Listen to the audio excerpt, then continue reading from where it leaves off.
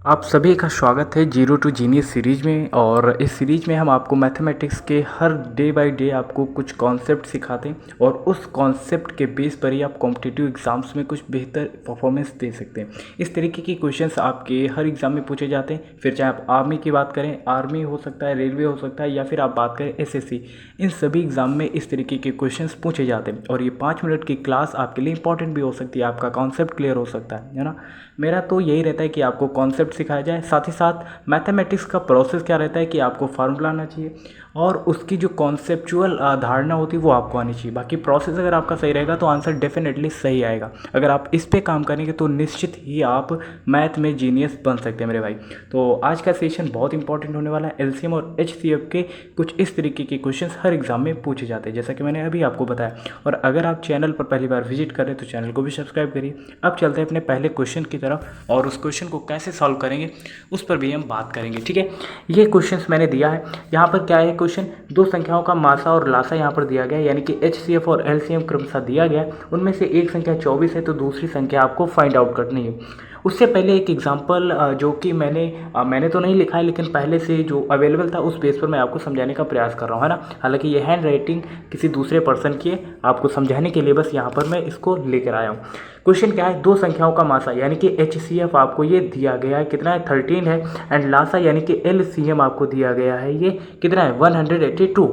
Okay अब यहाँ पर एक संख्या दी गई है 26, तो दूसरी संख्या आपको फाइंड आउट करनी है। ऐसी सिचुएशन में देखिए, जब आपको एचसीएफ एलसीएम दिया रहता है और एक संख्या दी रहती है तो दूसरी संख्या फाइंड आउट कैसे करेंगे, उसके लिए एक फार्मूला होता है, वो आप हमेशा याद रखिएगा, ठीक है। नोट करके लिख लीजिए आप कहीं पर, एचसीएफ जो आपका एचसीएफ होता है और एलसीएम का मल्टीप्लाई, ठीक है। एचसीएफ और एलसीएम का मल्टीप्लाई जो संख्या दी गई होती है, मान लीजिए पहली संख्या ए है और दूसरी संख्या क्या है बी है, उसके गुणनफल के बराबर होता है। अगर आपको ये फार्मूला याद रहता है तो डेफिनेटली आप इस फार्मूले के बेस पर चीज़ों को आसानी से सॉल्व कर पाएंगे, ठीक है। ये फार्मूला आपको याद रखना है, ठीक है। ये फार्मूला आप चाहें तो स्क्रीनशॉट ले लिए, चाहें आप इसको नोट कर लीजिए, ठीक है। जैसे यहाँ पर आपको एलसीएम दिया गया होगा, दो संख्याएं दी गई होंगी, तब आपसे पूछ लेगा एचसीएफ फाइंड आउट करिए। एचसीएफ दिया गया होगा, दोनों संख्याएं दी गई होंगी, तो तब आपसे पूछ लेगा एलसीएम क्या होगा। मान लीजिए एचसीएफ एलसीएम दोनों दिया गया, एक संख्या भी दी गई है, तो आपसे दूसरी संख्या पूछ लेगा। कुछ इस तरीके के क्वेश्चन आपसे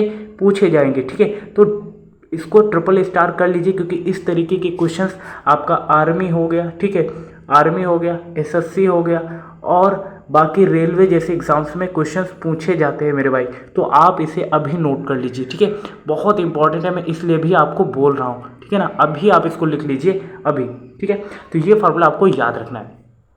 अब इस फार्मूले के बेस पर ही हम इस क्वेश्चन को सॉल्व करेंगे जो क्वेश्चन दिया गया है। मान लीजिए यहाँ पर मासा यानी कि एचसीएफ आपका ये दिया गया है, क्या दिया गया है, ये आपका एचसीएफ दिया गया है।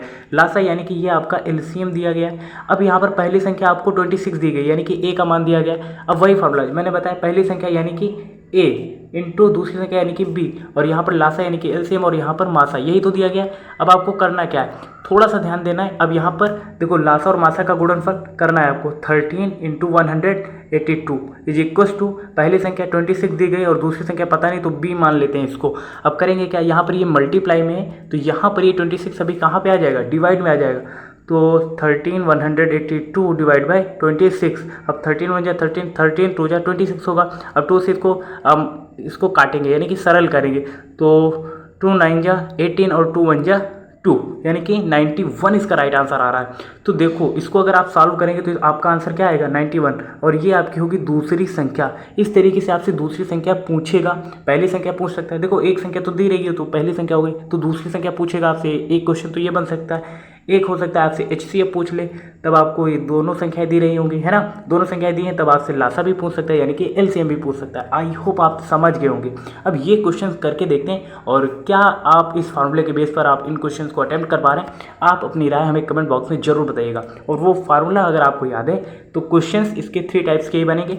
एक तो आपसे जैसे एलसीएम पूछ लेगा तो एलसीएम आप बता सकते हैं, आपसे एचसीएफ पूछ सकता है तो वो भी आप बता लेंगे, आपसे दूसरी संख्या पूछ सकता है तो वो भी आप बता लेंगे।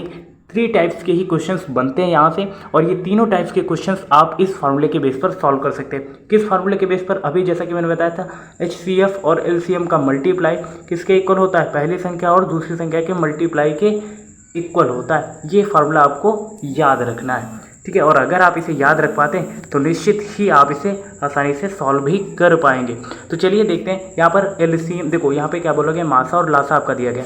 मासा का मतलब HCF और एलसीएम यानी कि लासा, ये इक्वल होगा किसके, पहली और दूसरी संख्या के मल्टीप्लाई के, ठीक है ना।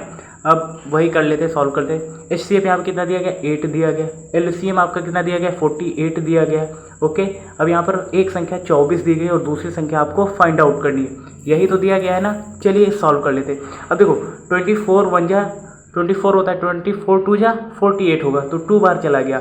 अब b का मान कितना आएगा, 8 2 जा 16, यानी कि दूसरी संख्या क्या होगी, 16 होगा। आई होप आप सभी को समझ में आया होगा, समझ में आया ना। तो ये भी क्वेश्चन हमने कर लिया है। और अब ये क्वेश्चन, जैसे यहाँ पर पहला क्वेश्चन दिया गया जो मैंने थंबनेल पर लगा रखा है, इसका सोल्यूशन भी देख लेते हैं, ठीक है। पहला क्वेश्चन आप कर सकते हैं। देखो ये मासा दिया गया यानी कि आपका HCF दिया गया है और LCM ये दिया गया। अब देखो एक संख्या तो 24 दी गई, तो दूसरी संख्या आपको फाइंड आउट करनी है। तो देखो HCF और LCM दोनों दिया गया है, ठीक है। यहाँ पर आपको HCF और LCM दोनों दिया गया है। देख लेते हैं कितना कितना दिया गया है। देखो आपका HCF दिया गया है 12, LCM दिया गया है 72, एक संख्या है 24 यानी कि 24। ओके, फिर से देखो भूल गए हम, ठीक है। HCF कितना है, देखो 12 है, LCM है आपका 72 और एक संख्या आपकी दी गई 24।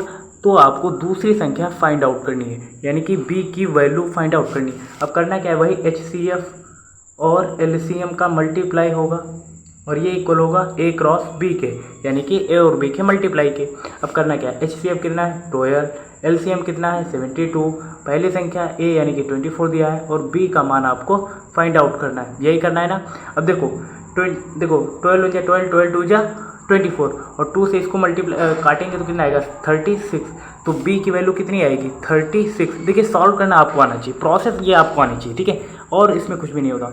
और देखो यहाँ पर ये सेकंड क्वेश्चन, ये आपके लिए होमवर्क के तौर पे है। ये सेकंड क्वेश्चन, यहाँ पर LCM का मान ये दिया गया है, ठीक है, और HCF का मान ये 7 दिया गया है। देखो ये आपका जो यहाँ पर दिया गया है वो क्या है, LCM ये, और ये आपका जो 7 दिया गया ये आपका HCF और एक संख्या आपको a का मान दिया गया। अब b की वैल्यू आपको फाइंड आउट करनी। तो ये क्वेश्चन आप सभी के लिए होमवर्क के तौर पे, और इसका जवाब आपको कमेंट बॉक्स में बताना है। I hope maximum student attempt भी करेंगे और सही जवाब भी देंगे, ठीक है। तो आज के लिए इतना ही रखते हैं। बाकी आपको इसकी PDF अगर चाहिए तो आपको टेलीग्राम पर जाना है और वहाँ पर सर्च करना है SS life time YouTube channel, या फिर आपको सर्च करना है NCERT कॉन्सेप्ट। दोनों चैनल आपको मिल जाएंगे वहाँ पर टेलीग्राम पर, और दोनों जगह पर आपको PDF देखने को मिल जाएगी, क्योंकि ये वीडियो आपको दोनों ही चैनल्स पर देखने को मिलने वाले।